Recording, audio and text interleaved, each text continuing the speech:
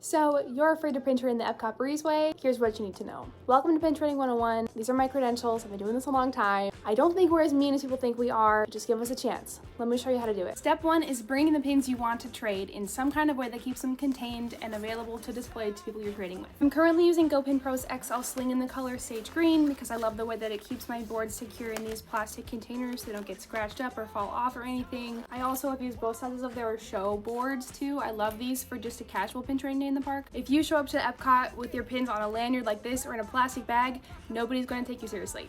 And you don't have to have anything fancy or expensive to go pin trading with. When I first started, I was using this CD case that I DIY'd into a pin trading book.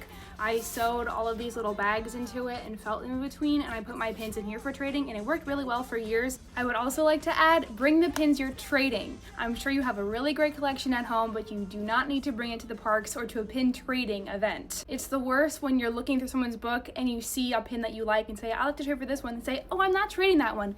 Why'd you bring it? Now let's talk about how to pin trade with somebody in the parks. First off, just say hi, say hello, and greeting in some way. Don't just silently come up and start looking at their pins. It's really weird. It's also really weird to me when people come up and they're like, oh, are you trading? Like, no, I'm just here to look at my 8 boards of pins and show them off to people.